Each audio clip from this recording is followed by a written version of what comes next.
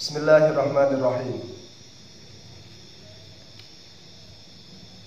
Di antara persyaratan sahnya sholat adalah menutup aurat. Hampir semua orang sudah tahu atau sudah paham ini, cuman kadang-kadang kurang teliti. Menutup aurat untuk wanita itu adalah seluruh anggota badannya kecuali wajah dan kedua telapak tangan.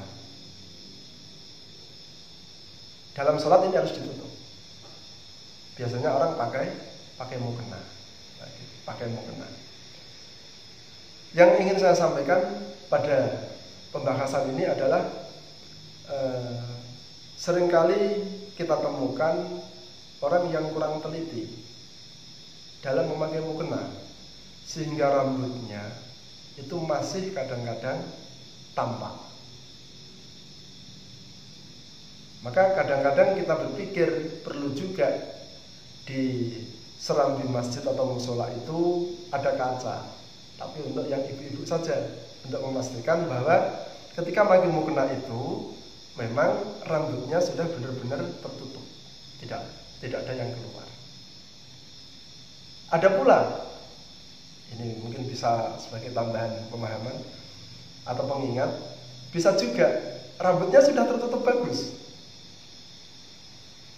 kemudian sholat, selesai dari sujud berdiri, terus mukenanya keinjak, sehingga ini narik gini karena keinjak, kemudian rambutnya menjadi kelihatan. Maka yang paling aman, sebelum kita pakai mukena, pakai dulu daleman diikat yang kuat, sehingga misalnya mukenanya nanti ketarik, tidak akan membuka rambut, di mana rambut itu aurat dan membatalkan sholat, menyebabkan sholatnya tidak sah, karena menutup aurat menjadi salah satu persyaratan sahnya sholat. Itu untuk ibu-ibu, untuk wanita. Kemudian untuk bapak-bapak, kita tahu bahwa menutup aurat atau auratnya bapak-bapak itu untuk seorang pria itu baina surah wa rukbah, yaitu antara pusar sampai dengan lutut. Ini persyaratan asli, mutlaknya kayak begitu. Tentu terus jangan berpikir kemudian kalau sholat tidak pakai baju bagaimana Pak? Nah, itu nanti masuknya kepada ranah akhlak dalam beribadah. Tetapi sah dan tidaknya sholat untuk berkaitan dengan masalah menutup aurat bagi seorang pria itu adalah antara pusar sampai dengan lutut. Satu hal yang sering kita lihat atau mungkin terjadi di antara kita, kadang-kadang orang kurang teliti juga.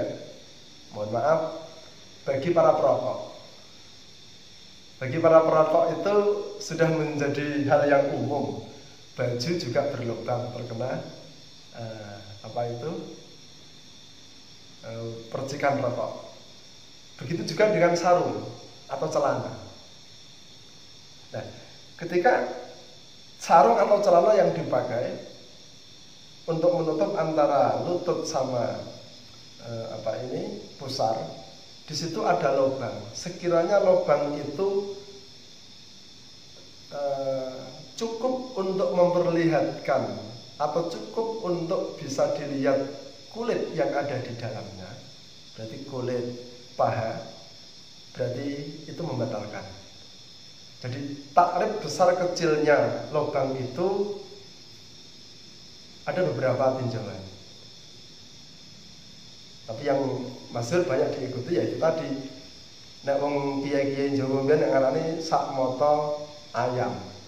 Nah, tapi moto ayam ini juga perlu dibahas dengan detail. Ini moto ayam yang bagaimana? Jangan ayam yang sipit atau ayam yang besar.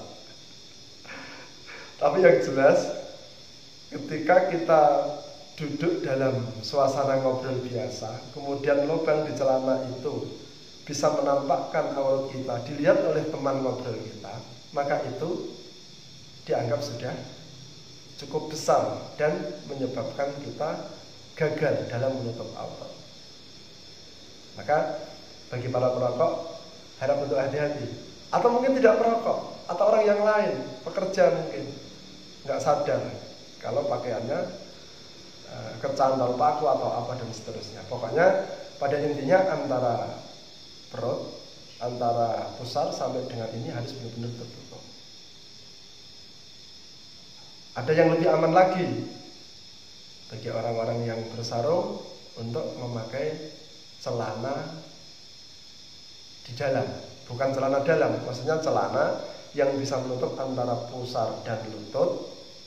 Ya, celana-celana panjang yang lebih bagus, celana-celana sepertiga itu juga sudah cukup. Baru luarnya dikasih sarung. Nah, kalau demikian hati-hati kita melakukan masalah penutupan aurat, insya Allah itu akan lebih memperbaiki sholat kita yang kita niatkan ibadah untuk Allah Subhanahu wa Ta'ala. Demikian, semoga menjadi manfaat bagi semuanya.